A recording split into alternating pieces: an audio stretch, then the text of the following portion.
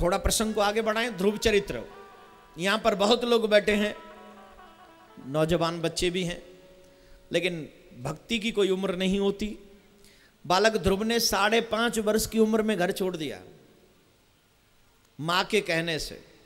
मां ने समझाया और चले गए भगवान का भजन करने, और भगवान का तपस्या किया। नारद जी ने जो मंत्र दिया उस मंत्र का जाप किया और मात्र 6 महीने में भगवान को पा लिया। बोलो राधे राधे, जोर से बोलिए।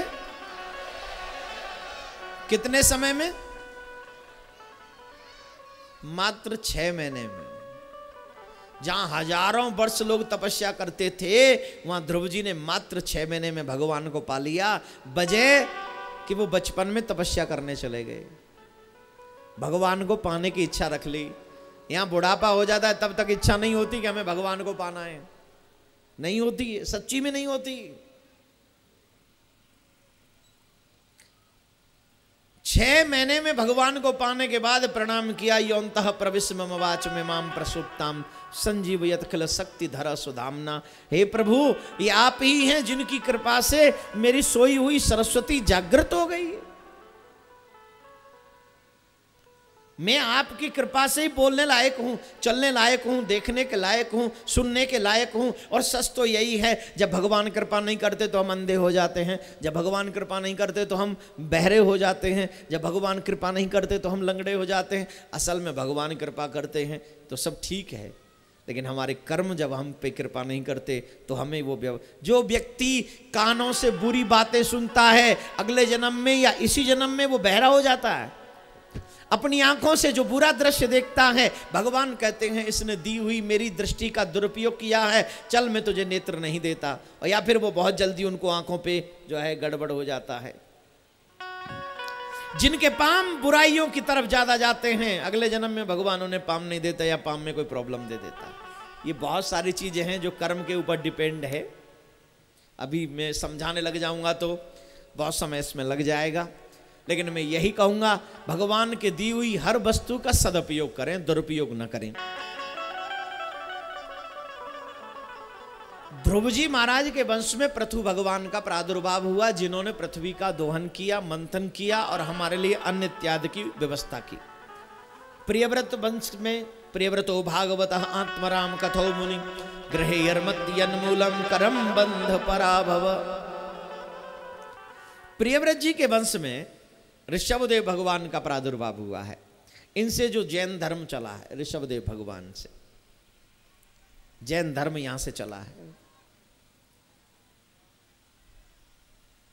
जब ऋषभदेव भगवान ने बहुत समय तक राज्य कर लिया ना, और जब घर छोड़ा तो एक भी वस्त्र अपने तन पे नहीं रखा, एक भी वस्त्र। इसको कहते हैं संपूर्ण त्याग। हमारे जो भारत में जैन मुनि हैं वो आज भी वस्त्र धारण नहीं करते हैं, करते?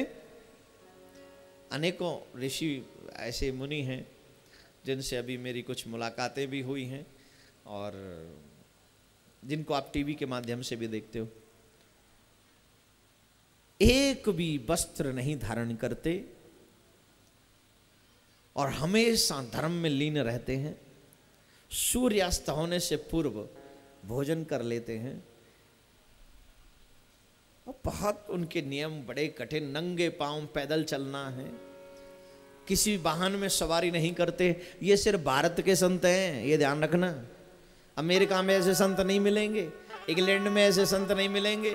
इंग्लैंड में तो ऐसे संत मिलेंगे, अमेरिका में तो ऐसे संत मिलेंगे, कुछ पूछो ही ना।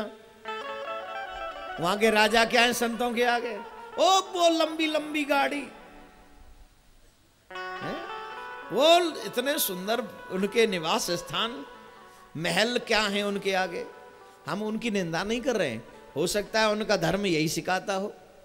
हम उनके धर्म के बारे में ज़्यादा नहीं जानते तो ज़्यादा टिप्पणी नहीं करेंगे। हम अपने धर्म के बारे में जानते हैं। हमारा देश ऐसे संत महात्माओं से भरा पड़ा है जो बहुत त्यागी हैं, जो बहुत ही देश का भला करने वाले हैं और जो देश का कल्याण करने के लिए अपना मान सम्मान सब कुछ दांव पर लगा दे। वो सिर्फ भारत के साधु महात्मा हो सकते हैं, कोई और नहीं। आज मुझे बड़े दुख की बात है, लोग उनको बाबा समझ लेते हैं जो व्यापारी हैं, और उन्हें व्यापारी समझ लेते हैं जो बाबा हैं। उल्टा समझ लेते हैं? संत किसको कहते हैं? मैं संत नहीं हूं, कान खोल के सुन लो, मैं बाबा नहीं हूं। मैंने घर नहीं छोड़ा, मैंने परिवार नहीं छोड़ा। मैं कौन हूं? मैं ब्राह्मण बालक हूं। मेरा काम है भगवान की कथा कहना। मैं सिर्फ ब्राह्मण हूं, बाबा जी नहीं हूं, संत नहीं हूं, सन्यास नहीं लिया, वानप्रस्थ में नहीं रहता। और मेरी तरह कोई कहे तो कहे, लेकिन मैं नहीं हूं। मैं जब से यहाँ आया हूं ना कथा करने, बाबा के दर्शन करा दो, बाबा के दर्शन करा दो, बाबा से मिलवा दो। मैंने कहा बाबा कौन है भाई? तब हमारे लोगों ने कहा बोले आप ही हैं बाबा। मैंने कहा अभी अभी तो मैं पापा बना हूं, बाबा कब बन गया भाई? मैं बाबा कब बन गया? बोले नहीं महाराज, यहाँ हर किसी को बाबा ही कहते जो ऐसे कथा करने। ऐसा तो बहुत सुंदर है, आपने हमें कम से कम समय से पहले बाबा बना दिया। लेकिन ध्यान रखो, मैं बाबा बनने के लायक नहीं हूं, उम्र से भी और कर्म से भी। मैं ब्राह्मण बालक हूं, मैं अपना कार्य कर रहा हूं। मेरा कार्य है ज्ञान लेना और ज्ञान देना, अर्थात प्रभु की भक्ति करना और लोगों से करवाना। मैं अपने उसी मार्ग पर जा रहा हूं। सन्यास का लेने का कोई इरादा नहीं है मेरा, अभी कोई प्रोग्राम नहीं है। और जिस दिन लूंगा आपको बता के लूंगा, और जिस दिन लूंगा उस दिन ये सब छोड़ छाड़ के लूंगा, तुम्हारी कसम खा रहा हूं। जिस दिन सन्यास लूंगा उस दिन मेरे तन पे वो सब नहीं दिखेगा जो अभी दिखता है आपको। सन्यास पहली बात तो कोई प्रोग्राम ही नहीं अभी, क्योंकि हमारे यहां जो मर्यादा है ना 50 साल तक क्या करना है, कल ही बताया था आपको, गृहस्थ। और अभी मेरे पास हैं 17-18 साल हैं अभी। उसके बाद कुछ प्लानिंग करेंगे और पक्का करेंगे, डेफिनेट आपके साथ मिलके करेंगे। और जिन जिन को भी 50 के बाद मेरे साथ रहना हो ना सन्यास में, बना लो अभी से प्रोग्राम। अकेले में बैठ के हिमालय में जाके बड़े जगह जगह भजन किया करेंगे, कोई मतलब नहीं दुनिया। बनाओ, चलो आप। लेकिन मेरे भाई, जो भक्ति को, जो धर्म को बिजनेस मानते हैं, ऐसे लोगों के साथ कभी मत बैठिए आप। This is not my business, this is my work,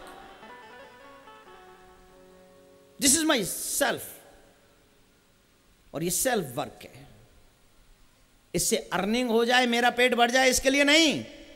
Bhagavat सबका पेट भरती है, यहां पर बैठे हुए मंत्र जाप करने वाले का भी पेट भरती है, यहां पर सुनने वाले का भी पेट भरती है। भागवत सबको पेट भरती है, भूखा किसी को नहीं छोड़ती। लेकिन लोग धर्म के नाम पर बिजनेस करते हैं, ऐसे लोगों से आपको बचना चाहिए। गुनहगार आप हैं, कोई और नहीं। हम जैसे लोग गुनहगार नहीं, आप गुनहगार हैं। जब धर्म को जरूरत होती है तो हाथ खड़े कर देते, आई हैव नो मनी, है ना। बोले महाराज बिजनेस नहीं चल रहा।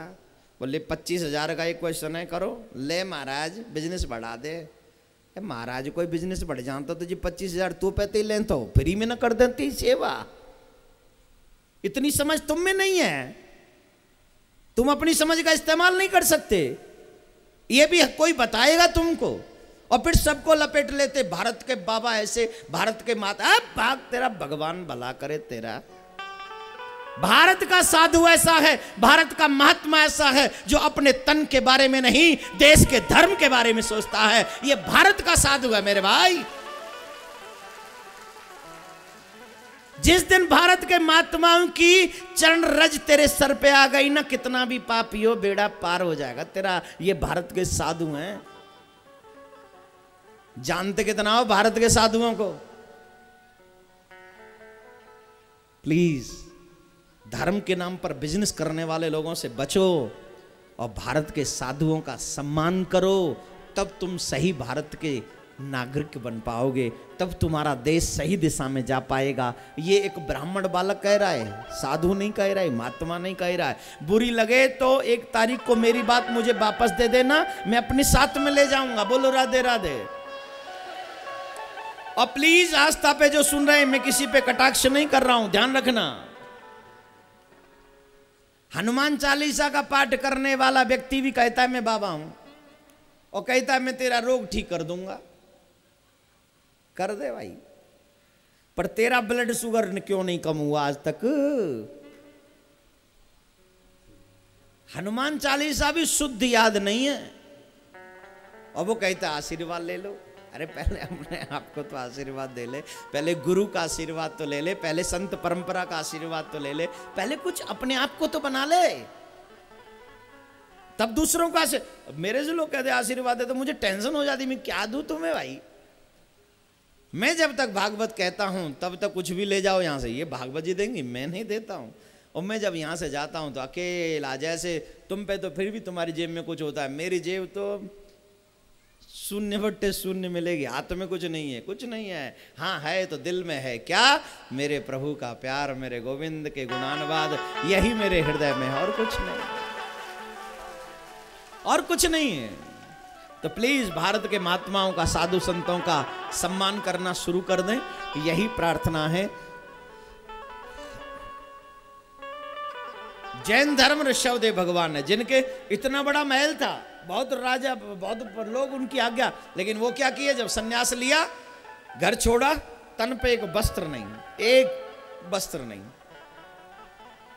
और सारे वस्त्र त्याग कर भगवान का भजन करने भरत जी महाराज को राज्य दिया। जो उनके बड़े पुत्र थे उनको राज्य देने के बाद चले गए। आप ध्यान से सुनेंगे सभी लोग कहते हैं क्या दोबारा जन्म होता है, मैं कहता हूं होता है, भागवत उसका प्रमाण देती है। भरत जी महाराज के 3 जन्मों का वर्णन है भागवत में। सुखदेव जी कहते राजन, भरत जी ने बहुत समय तक राज्य किया, और राज्य करने के बाद जब उन्हें थोड़ा सा भी भगवत कृपा प्राप्त हुई तो उनको लगा कि मेरी उम्र बीतती जा रही है, मेरी बहुत उम्र बीतती जा रही है। आज की मॉडर्न जमाने की एक सबसे बड़ी मुश्किल बात क्या है, बुढ़े भी अपने आप को बुढ़े नहीं कहना चाहते, ये दुख की बात है। बोलिए कोई बुढ़ा कहना चाहता है मैं बुजुर्ग हो गया?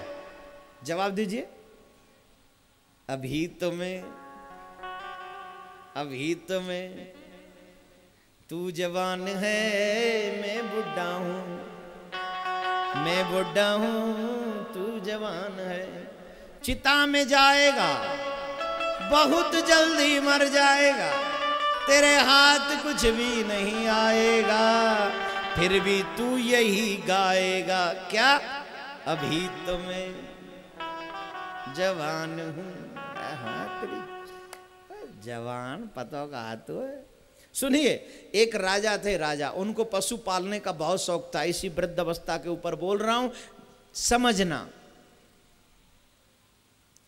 पशु पालने का बहुत शौक था, विशेष तौर पर वो पालते थे घोड़ा, अश्व और बैल। अच्छे अच्छे घोड़े पालते थे, अच्छे अच्छे बैल पालते थे। उनके अलग व्यवस्था थी उन पशुओं को पालने की, बहुत अलग व्यवस्था थी। एक दिन उनके यहां पर एक बैल था, बहुत सुंदर, बहुत ऊंचा, बहुत लंबे लंबे, बड़े प्यारे प्यारे सींग, गोल मटोल उसके सींग, और उसकी छवि। बैल वैसे भी धर्म का रूप है, धर्म का ही रूप है। बैल वृषभ धर्म को रूप है, धर्म रूप श्री राम। ये जो बैल है ये धर्म का रूप है। तो मेरे भाई, इनके यहां पर एक बैल था, वो बहुत सुंदर था, बहुत सुंदर। उस बैल के लिए इन्होंने अलग व्यवस्था कर रखी थी, एक कमरा पूरा अलग बना रखा था। और सुबह की शुरुआत यहीं से होती थी कि वो उसे चेक करने जरूर जाते थे कि वो कैसा है। अवश्य जाते थे उसे चेक करने, उसे देखने। एक दिन की बात, उनको किसी कार्य से अपने राज्य से बाहर जाना पड़ा। तो पहले इतने फास्ट प्लेन वगैरह नहीं होते थे जो बहुत जल्दी आ जाए। तो जब वो गए तो उन्हें 1-1.5-2 साल लग गई। और 1.5-2 साल जब लग गई तो जब वापस वो आए तो महल में बाद में गए, सबसे पहले वो अपने उस बैल को देखने गए कि वो बैल कैसा है। और जब बैल को देखने गए तो देखा वो बैल कमजोर हो गया है, पहले जैसी उसकी सुंदरता नहीं रही, वो कुम्हला गया, उसकी कांति नष्ट हो रही है। उस बैल को देखकर पहली बार में तो राजा उससे पहचान नहीं पाया, क्या ये वही बैल है जिसको मैं देखकर इतना प्रसन्न होता था, जो सबका मन मोह लेता था। उन्होंने पशुओं की देखभाल करने पे जो व्यवस्थापक प्रमुख को बुलाया, बोले इधर आ, क्या ये वही बैल है? जिसको देखकर मैं बहुत प्रसन्न होता था। बोले हाँ महाराज ये वही बैल है, लेकिन ये इतना कमजोर कैसे हो गया? बोले महाराज ये तो समय की मार है। जब आप इस पर मोहित होते थे उस समय इसकी जवानी थी और बहुत सुंदर दिखता था, बहुत आकर्षक लगता था, लेकिन अब इसका बुढ़ापा प्रारंभ हो गया है, अब ये इतना आकर्षक नहीं लग सकता, अब इसमें इतनी ताकत नहीं है, अब इसकी कांति उतनी नहीं है। समय जब आता है, बुढ़ापे का समय जब आता है, तो हर पशु की कांति इस उम्र में नष्ट हो जाती है। उस व्यक्ति ने कही ये बात उस बैल के लिए, लेकिन राजा को लगी ये बात डायरेक्ट अपने दिल में अपने लिए। राजा को लगा कि अभी तो मैं जवान हूं, बलवान हूं, कांतिवान हूं, लेकिन जैसे आज इस बैल की जवानी छिन गई, जैसे आज इस बैल का आकर्षण छिन गया, इसकी कांति छिन गई, वैसे एक दिन मैं भी बुढ़ा हो जाऊंगा तो मेरी भी कांति छिन जाएगी, मेरा भी बल कमजोर हो जाएगा, मेरी भी जवानी जब निकल जाएगी, चली जाएगी, तो मैं भी बदसूरत हो जाऊंगा, फिर लोग मुझे भी अच्छा नहीं समझेंगे। ये जवानी मुझे छोड़े उससे पहले मुझे मोह छोड़ देना चाहिए। और उसी समय राजा ने घर छोड़ दिया। एक बैल ने उसका जीवन बदल दिया, एक वृषभ पालक ने अपने विचारों से उसको जीवन परिवर्तन करा दिया। उसे समझ में आ गई और घर छोड़कर चला गया। अब कहो कौन कौन कहेगा? अभी तुम्हें कहो, जब बैल की जवानी चली गई तो तू तो इंसान है रे, हैं? और तू इंसान होकर ये मूर्खता भरी बातें करे कि अभी मैं जवान हूं, ये बहुत बड़ी मूर्खता है। ना ना ना ना ना। अच्छा वो नहीं जो बुरे समय का इंतजार करे, अच्छा वो है जो अच्छे समय में ही अच्छे कर्म कर डाले। अभी तू जवान है ना तो धर्म को आगे बढ़ा, अभी तू जवान है ना तो भजन को बढ़ा, अभी तू जवान है ना तीर्थ यात्रा बढ़ा, अभी तू जवान है ना अपने मम्मी पापा की सेवा कर, अभी तू जवान है ना किसी को दुख मत दे। इतने कर्म बढ़ा ले कि जब बुढ़ापा आए तो तेरी सेवा करने के लिए एक बेटा तेरा आए ना आए, लेकिन लाखों बेटे खड़े हो जाएं, कहे ये ही है जिन्होंने मेरा जीवन बदल दिया। यही है।